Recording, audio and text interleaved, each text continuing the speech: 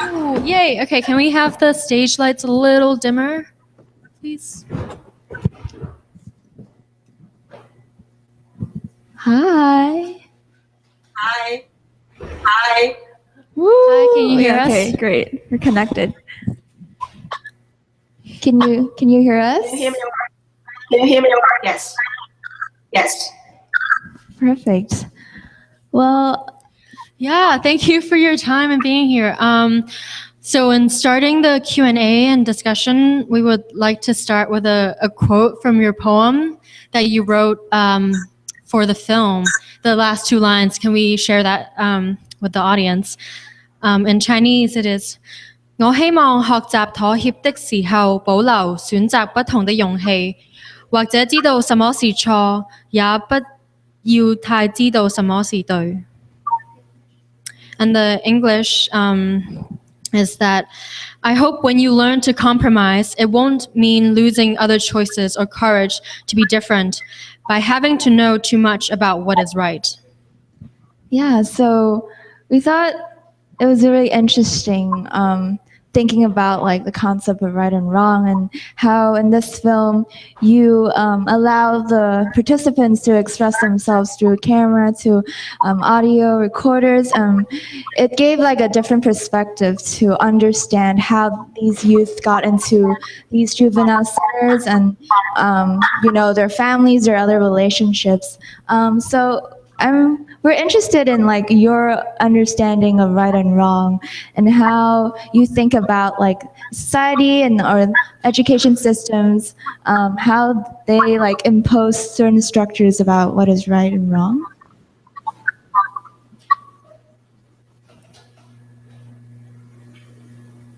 I guess one of the it's echo. A huge echo. Right. Perhaps if you try turn off headphones, maybe. If she has headphones, it will really help. Yeah. Do you have headphones? Perhaps you can try. So it's a 12-hour time difference. So it's like 9 a.m. and she's Skyping us from her home. So we're very lucky that the filmmakers that we talked to yesterday as well were, happy to actually attend this event from abroad. Yesterday, our live stream panel discussion happened in a space called Okian Art Space. It's owned by a socially engaged eyewear service provider, and more than 40 people turned out to watch this films and to talk to the filmmakers. We had like free breakfast, so bao bao and like lai cha, and so it was a great turnout over there in Hong Kong as well. Hi. Is this better? Okay, I need to adjust a few things. Okay, great. Yeah, it sounds good. All right. I still hear myself with a huge time lapse. All right.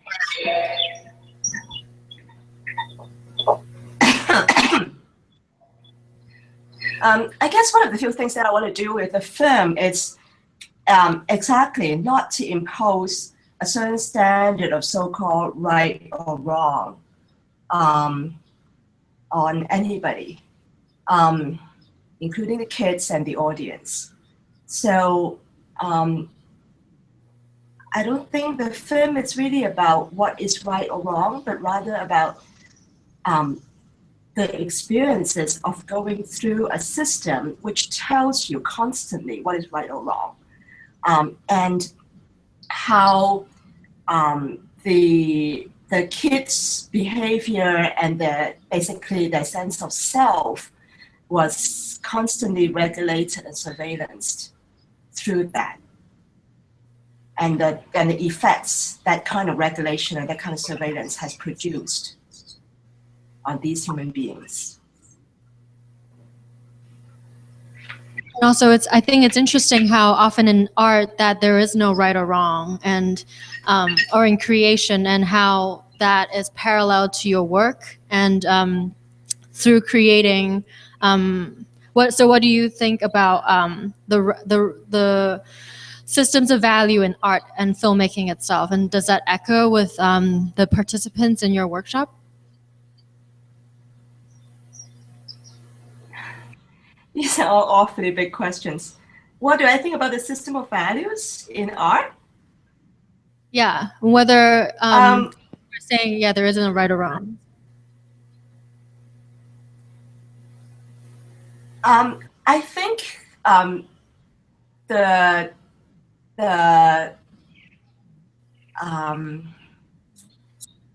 I think it's through the workshops in We Are Live that I was trying to help. I was acting as a facilitator. I was trying to help these young people to kind of find out what they really like, what works for them, through their memories, through their storytelling, through their imagination of the future. And everyone would be very different about these things. So I was trying to basically capture that individuality and also the very vibrant imagination that can go into these processes. I think one of the main problems of our societies in Hong Kong or in Macau and Japan is that it keeps telling you that your imagination doesn't matter. So basically the society, through its education, through its culture, it's an extremely moralistic society. Basically, it puts, I think, too much of a value exactly on what is right or wrong, and not on a lot of other things. Yeah, and how has and so through the workshop, the participants were able to explore this other medium, filmmaking, that they've never experienced before, and how and you're saying like the arc unchanged, and can you talk a little bit about how your relationship with the participants changed throughout the film, as well as changed throughout the years later on when you were editing it? Because it was a very long process for this film. It took 7 years. And so can you tell us a little more about the change in relationship with them? Yeah. I started the whole process in Macau first. It was actually pretty funny because I was just finishing a feature film, a drama, Ho Yok Let's Love Hong Kong, and I was so much loathing the process that I said to myself, I would never do another film again. Actually, I say those things like once every few years. So I was saying that to myself and also to everybody I know. And then I got a phone call that summer in 2002, I think, from a friend of mine in Macau. He also learned filmmaking in the States, and we are pretty good friends. And he called me up out of the blue, asking me if I want to be a volunteer in a juvenile center in Macau. Basically, it's the only youth prison detention center in Macau, because he was doing volunteer work for the boys section. And he asked me if I wanted to do the volunteer work for the girls section, basically to teach the kids how to play with cameras and whatever I want to bring with me. So I think I got the phone call on Wednesday, and then I grabbed all equipment I have at home, like 5 cameras, or tiny teeny baby cameras at the time, DVs, and then tripods, and 3 tripods, or a bunch of sound recorders and microphones and headphones and whatnot. So I grabbed everything I could and put everything in my backpack, 2 backpacks, and then hop on a ferry that weekend So I ended up in Macau doing a 3-day workshop with the girls. Really had no idea what I was going into. I had no expectations of what kind of institution it was, what the kids would be like, and what the process would be like, basically. I just thought that I'm going to take a break from my Hong Kong hectic life. And also at the time, I had no project in mind. I didn't think of it as an art project at all. I thought I was just being a volunteer educator with my equipment. But it's through that 3 days, I suddenly my perspective of what consider crime, of what consider incarceration, what that entails, and how that feels is not like an abstract concept anymore, but it's like somebody that I have to live with day in and day out for a couple years. Now, what that means to a person, especially a young person, who has a multitude of desires. So it's that very close observation and participation that a lot of my feelings for these young people change. I became very emotionally involved with them. And I think they also have a certain sense of emotional involvement with me as well. So through the footage they shot for me. So I left the institution with all this footage, was shocked by some of the things they said, some of the self-representations they did. So I came back to Hong Kong with all this footage and not knowing what to do with them. So I went back to my full-time teaching job in Hong Kong, and then I kept thinking of these 3 days and what happened, and how different these kids were from my usual brain-dead college kids in Hong Kong, my students. So that huge gap, that huge difference, I think about all the time.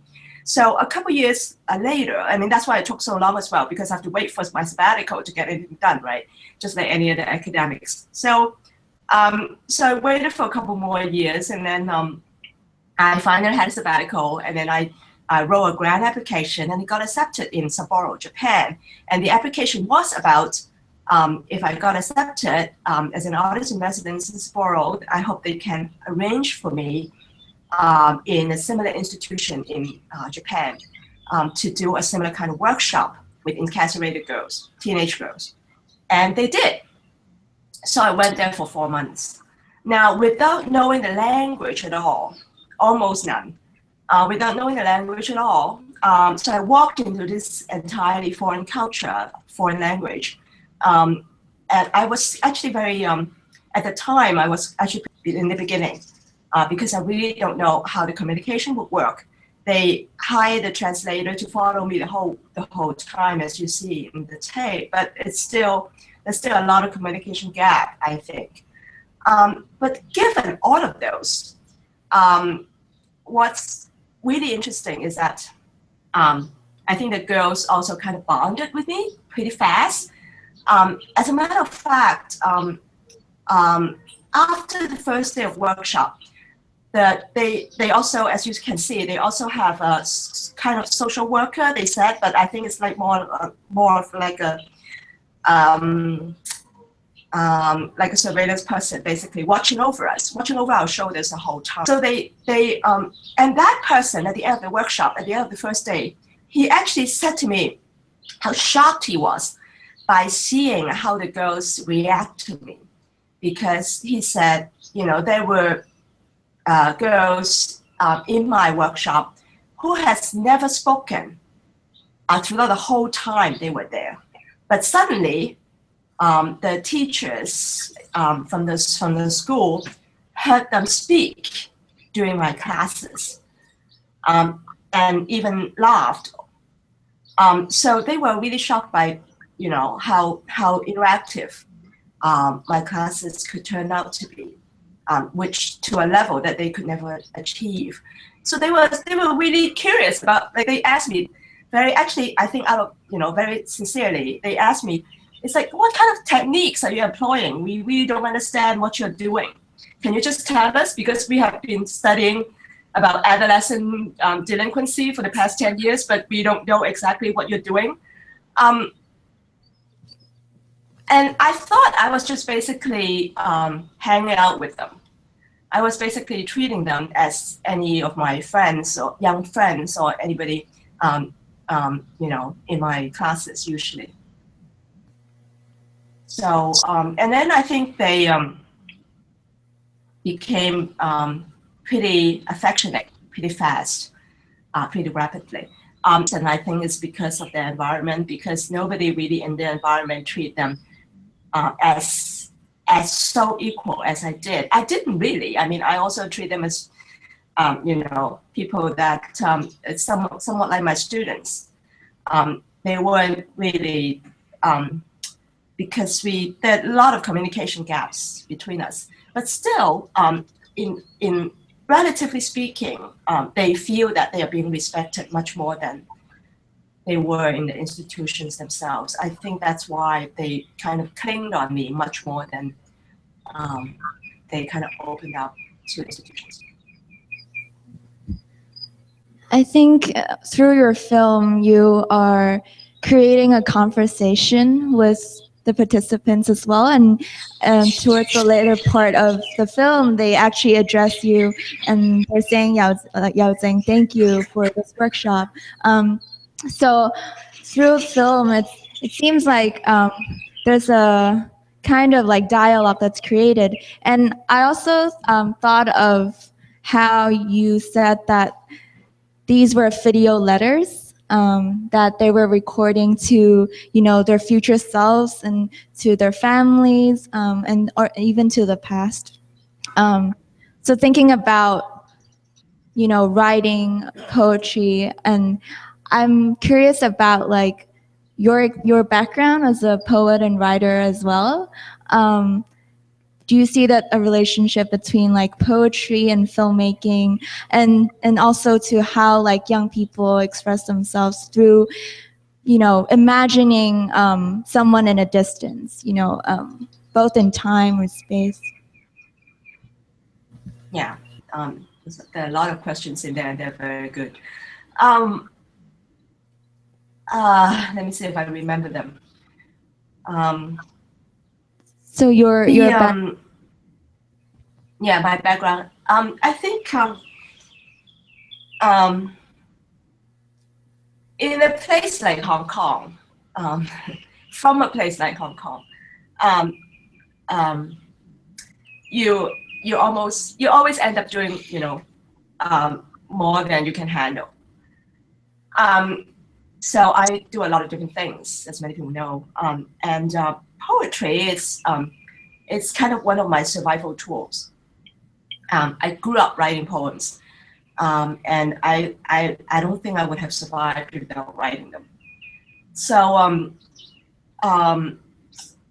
how should I put this? So that's kind of like my it's almost like a natural instinct. I don't have to think about it. Filmmaking is something I learned, I picked up in my adult years. So I think a lot of my thinking processes, thinking habits that I have acquired as a poet would inevitably go into any of my other thinking processes, like filmmaking or actually even being an academic, or even like sitting in boring meetings with other academics. So so I don't know if I'm answering you, but I guess I don't necessarily think entirely in non-poetic ways. I think I do it all the time. So these things kind of intersect for me, as I guess that's what you can say. It's like the poetry and films. I mean, for me, they're all the same. I don't. Most of the time, I can't really tell the difference, except that I have to use more equipment in filmmaking. Oh, yeah. Now, the distance you talked about, now that's very intentional because the video letters, because I thought for a very long time what kind of exercises I want to give them. I actually gave them guidelines for every video recording they did. I gave them guidelines. They also have to write a lot of things first before they actually do the sound recording, and then they do the sound recording, and then they do the film, the video recording. So they were that was like a kind of step-by-step procedures in the workshops. Now, the imagining talking to yourself in the future. Now, those were things that I wanted for to kind of guide them through, because in those institutions they don't see a future. I think one of the biggest problems is that they were not really allowed to see beyond themselves. They basically were forced to do a lot of these routine jobs in order to get themselves occupied, so they don't have to think about anything else, because the institutions were actually really afraid of these young people's feelings and how they act on them. So one of the tasks of the institution is try to get them to have no imagination whatsoever. So I was trying to kind of basically reopen that possibility for imagination. And one way that I want to do it is to ask them questions about their future, about their memories, and a lot of those things. Now, to be able to think beyond time and space, I think you got it exactly there. It's very important for a person to kind of regain a sense of themselves. You cannot really see yourself and be very comfortable with yourself if you don't see beyond yourself, if you don't see that there's actually a world that are also like you. You're not entirely alone in the world. That's one thing. So that's why I show, there was like a snowball kind of method involved. I show the kids in Japan, the stuff I did in Macau, and then I show the kids in Hong Kong, the stuff I did in Macau and in Japan. So the youngsters basically looked at all of these footage already created by people elsewhere who are like them, who look like they're talking to them before they started even thinking about their own filmmaking.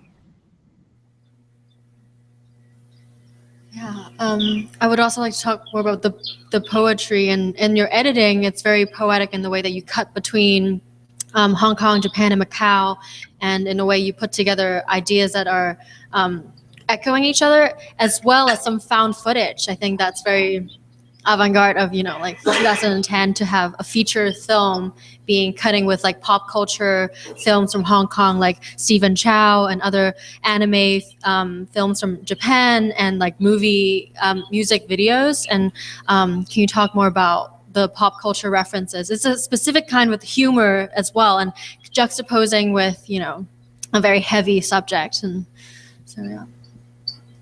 Yeah. It took me 7 years to edit this piece. I mean, the editing, it's actually the most time-consuming and the most challenging process involved. As you can imagine, I mean, there's a lot of footage from these young people that I couldn't use because they were shaky camera, because the sound was off, because they were out of focus. So there are a lot of things that I ended up ditching. And then I have to think about how to put them together.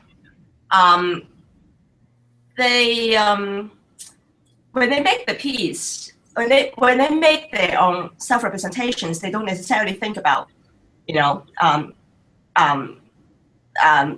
going to be part of a bigger piece. They of course don't. They only want to say whatever things they want to say in their mind at the time. So now, as an editor and director, there are many editing decisions involved in the editing process that I have to think about. One is that to be truthful to the workshop process, I actually brought in a lot of the pop culture stuff in the workshops for them to react to, because those are the things that they have liked outside the institutions. There's this one girl, who were dancing the whole time with Moni Matsume's music videos, because she actually went into competitions imitating Moni Matsume and won awards from it in high school. But those kind of behavior, those kind of interests were heavily stigmatized in Japan in a regular education system. You're not supposed to be imitating your idols and basically spending your whole thing but imitating your idols. But that's what she does the whole time. These institutions, when they're incarcerated, they are not allowed to go on the internet. They are not allowed to watch TV. So basically, the access to popular culture was entirely cut off right there. Now that used to be one of the few things that they do in life constantly. Now that's instantly cut off, as if one very important part of themselves were cut off, you see. So I made a very important move of kind of bringing these things back in. I had to negotiate with the Japan institution over and over, and you cannot imagine how many meetings I had with these institutions before I went to Sapporo and during I was in Sapporo, and even after. We just had nonstop meetings the whole time. Actually, that's what most of the work was about this piece, was to have meetings with these institutions and negotiate. So one of the things that I managed to negotiate is to bring in these pop culture stuff so that the kids suddenly feel that, oh, they almost live in a normal world suddenly. Oh, this is like my old self. Oh, I used to know this. So that's one thing. It's like suddenly they kind of feel alive again. We are alive. So suddenly they feel alive again, not pretend that they have to be dead. So that's one thing. And then secondly, I learned a huge amount of knowledge from these kids through popular culture. I didn't know a lot of these Japanese singers and groups before I went to Sapporo. As you know, there's a huge age difference between us. So the songs they know, I don't know most of them.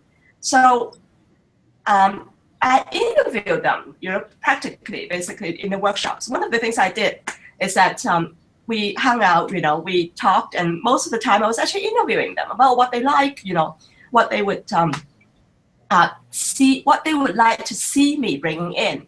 So they would tell me all these names. I would drop them down right away, and then I would go to the CD store like after the workshop that night, and then bring in a lot of these things the next day, the DVDs, and then I'll use my little MacBook and play these things for them.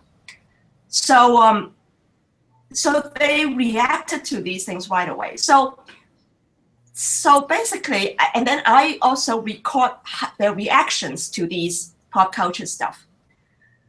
So what I'm saying is that I'm using these pop culture stuff as catalysts, as facilitators to help me kind of dig out their selves, to dig out more of themselves, more than they're willing to show me maybe before these stuff comes in. So they also kind of were reliving their old selves, if you may, or like kind of their more normal, their more alive selves. By seeing these things, by reacting to these things. So I want to show that part of themselves by putting these references back into the video. So in the final edited video, you see how these pop culture stuff actually was interacting with the kids dialogically. And also, the third part is that I think, as you mentioned, there's a level of irony in it as well, because once you see them juxtapose, the mainstream popular culture stuff and also how the kids' reactions are, once you see them juxtaposed, you see them how, one, they are influenced, two, how they're able to recreate themselves by talking back to these pop culture stuff. They don't necessarily just imitate. They do a lot of very original, very creative representation that are influenced by these representations, but not necessarily following them. As you can see from her even lip syncing of the music video of Morning Musume, you can actually see the girl, how feisty her face is, you know, how much anger, how much fierceness of her actions, of her, you know, jumping around.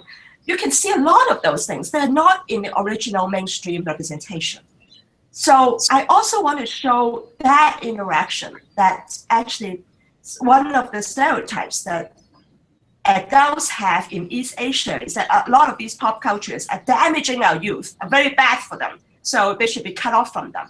Well, yes and no. I mean, they are definitely influenced by them, but on the other hand, they are also living out a much genuine self, a much more genuine self, because of these representations, much more than, you know, the kind of self that their parents or their educators were thinking about. Now, the fourth, a lot of layers in these editing decisions.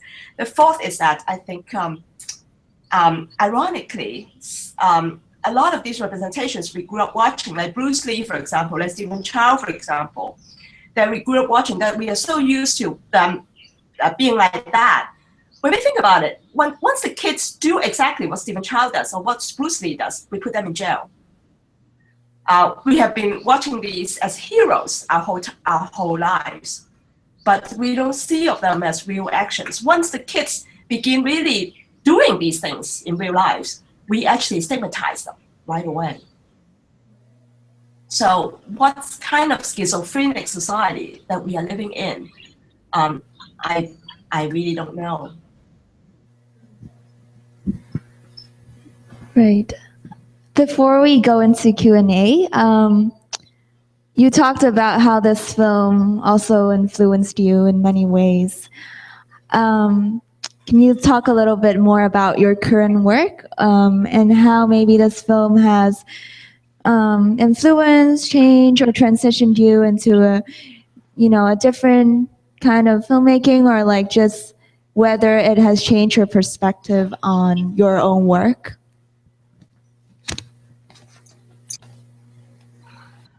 Did I talk about how this film has transformed me? Really? Where? No. It's a possibility of whether it influenced you or changed. Right.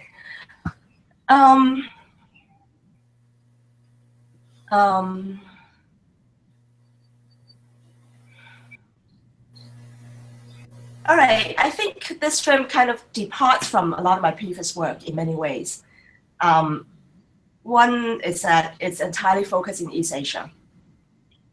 A lot of my past film and video works were about how the cultural differences, for example, between the so-called East and so-called West. My experiences of living in New York, or like how other people's experiences of living in the West. So a lot of those were about that. But starting from Lesson of Hong Kong, I started to kind of refocus on societies which are much closer to me, Hong Kong and Asia. So this is part of that process.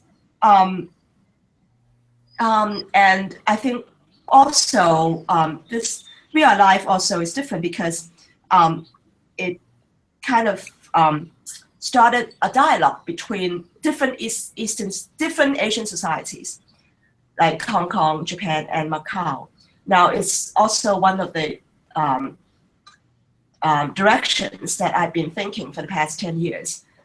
Is how some of these Asian societies, East Asian societies, are similar, but also different. How similar and how different. So this is also one of the things that I've been thinking about in the past 10 years. I think there's a lot more work that needs to be done about young people in Hong Kong. I think there's huge generation gaps in East Asia that have not even begun to be bridged. So a lot of these misunderstandings and miscommunications between generations have created a lot of social problems right now. So these are, I think, a lot of the things that we, as educators and as adults, have responsibilities to think about. Thank you for responses. We can take some questions from the audience. So yeah, you can go for it. 1 second. Is it possible to see the audience? Yeah. Would you like to come up just for a second, so that she can see you, because our camera's in the back. So thank you. Yeah, just be right here. Oh, hi. My question is, have you been able to follow up at all with any of the kids that you worked with and see how they've kind of, if they've been able to move on from their incarceration, or if they ended up back in adolescent or adult jail, and also just more general, how kind of in Hong Kong or in the other places you filmed, if you know how easy is it for kids who are incarcerated when they're young to kind of move beyond that and go back to school or go to university? Or is it also kind of like in America, where once you get into that system, it's very hard to get out or to really kind of have a lot of options later? Yes. The institutions were juvenile delinquency institutions. So in all three places, they operate within a system that only deals with the young people, when they are underage. So once they go beyond a certain age, these facilities lose their files.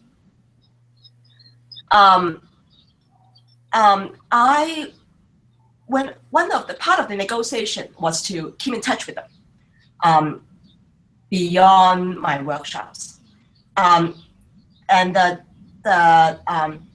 in some cases and others. In Hong Kong, much easier for me than in Macau and in Sapporo. In Sapporo is the hardest. Actually, within the whole process, that's everything about Sapporo is the hardest. Communication with the institutions, communication with the kids, everything was much harder. Now, partly because of the language differences, the kids in Sapporo don't speak English, as you can see, and I don't speak Japanese, and I don't write in Japanese either. So I have to write letters to them in English. I keep writing letters to them after I finish the workshops, and I would send back. Actually, I promised them I would send them gifts from Hong Kong, and I did, like storybooks and comics and stuff like that, and DVDs and stuff like that. Now, how many of them get to the kids, I really don't know, because the institutions never respond. The institutions abroad never responded to me. I have to go through, first of all, I have to go through the Japan Foundation, I have to go through the Artist in Residence program, and then they forwarded the stuff to the institution now, but they never responded to me. So I really don't know how much of that stuff got to the kids, and I never got replies from them. Now, in Hong Kong, the kids actually actively contacted me, because in all of these places, I left my contact information to the workshop participants. In Hong Kong, the kids actually wrote letters to me after I left. I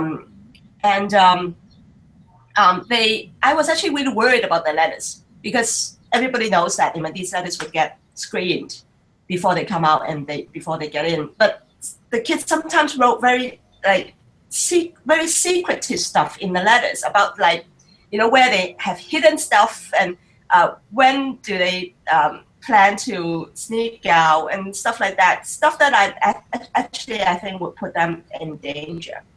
So and I wrote back to them and tell them not to tell me these things anymore in the letters. So the Hong Kong kids, I have been in touch until they left the institutions. Once they left the institutions, I didn't hear from them. So, and I wrote to the institutions to ask to have the new their new contact information, and I never got a reply from them. Another question you had? Would you like to?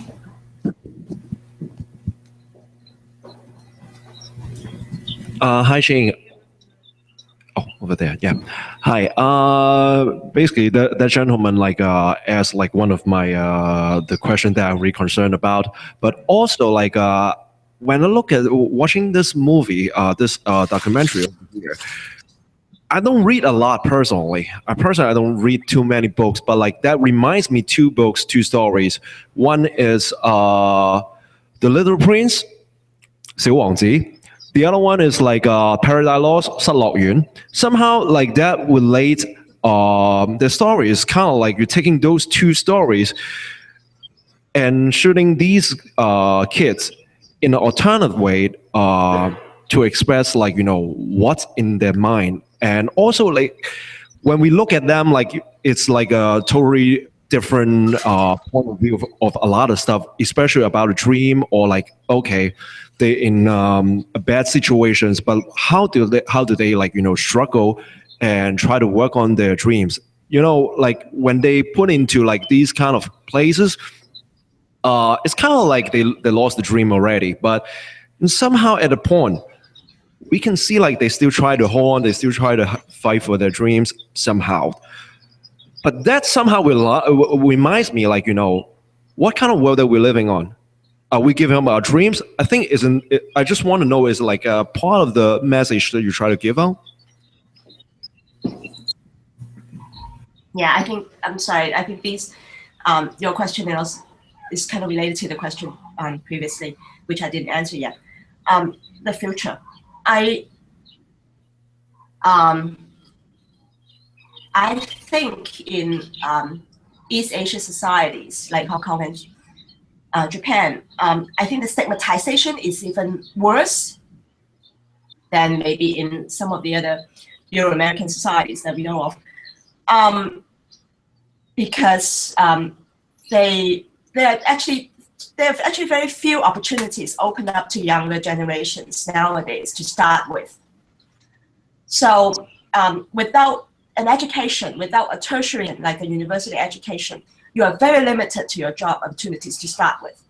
And when you have a background like this, it's 10 times worse.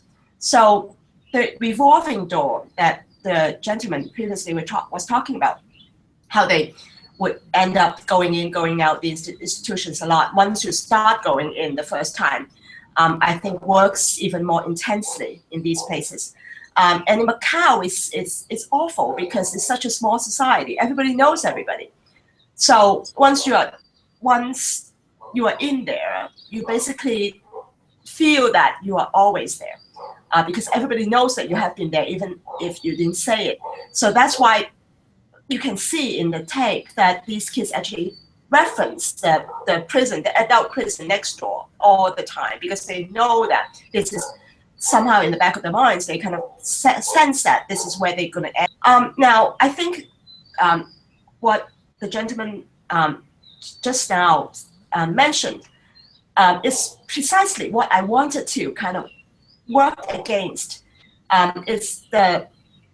It's this kind of revolving door imagination. Is that there's no future, no hope kind of imagination that I wanted the kids to kind of work counter through their dreams, as you said, through a representation of their dreams.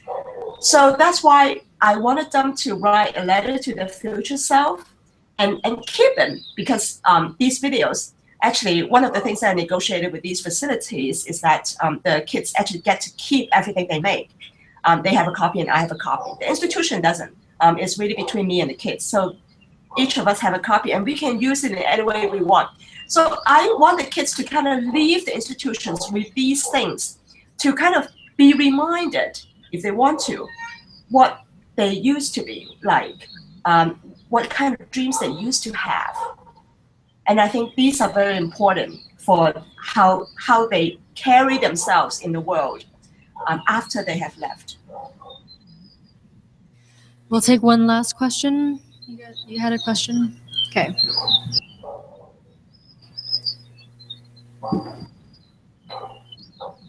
Hey, so piece, well, it was an art form. It was evidence of it was like video education. It was I'm sorry, like, I cannot hear you. okay, sorry. So your piece seemed to accomplish like three things. It was an art. Oh my Can gosh. you, Okay. can you speak to the mic a little bit more? Yeah, thanks. Yeah. So as an art form, it was It was a educational device, and it was also like evidence for an argument of East Asian institutionalism. Do you think that concentrating on any one of these things specifically could say something that your documentary didn't? Can you rephrase the question? I don't quite get it. So it seemed that your sorry. documentary art form, an argument against East Asian institutionalism, and an educational device. If you focus on any one of those things specifically, instead of rolling those three things together, do you think you could have said something that you didn't say in your documentary previously?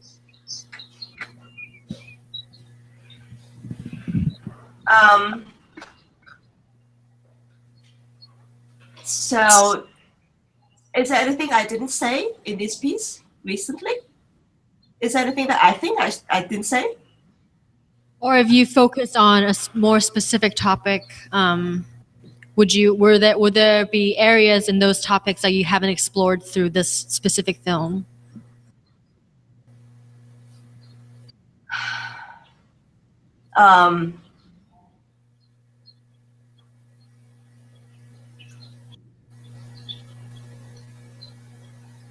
I guess your question is, are there any things that I wish I could have said, but given the constraints, I didn't, I wasn't able to.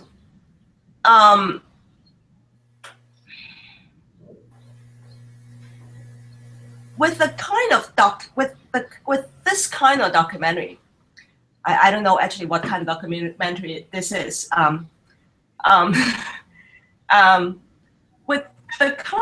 With the kind of work that this piece is, it's I always I actually sometimes call this documentary a one-night stand. This is not one of those human dramas that I follow a person for 10 years, 17 years. I didn't follow any of them for a substantial period of time. I basically just spent the workshops with them. So it's kind of like a one-night stand that I did with all of these kids together. They only know me through the workshops. I only know them through the workshops. So, but this is kind of the constraint that I had to work with at the time. There's no other way that so, given the constraints, this is the kind of piece that I could make. So I kind of edited. I was editing the piece, knowing exactly what the constraints were. I know that this is not going to be one of those human dramas. I know that this is not going to be, a political documentary about the inside out of our incarceration system. Those are not the kinds of documentaries that I wanted to make. So this is, given all the constraints I had, this is what I could do. And I think some of the so-called poetic qualities that some of you were referencing to kind of also succumbs to that, also kind of make as well. So this is a piece that I hope people can kind of experience for a while, and not just see it as one political statement, and that's the end of it. Well, thank you, Yau Ching. Thanks. So, and thank you all for being here on Saturday night. And so, keep in touch, Yau Ching, and we'll see you later. Thank you. Thank you. Bye-bye. Bye. Cool. Thank you, guys.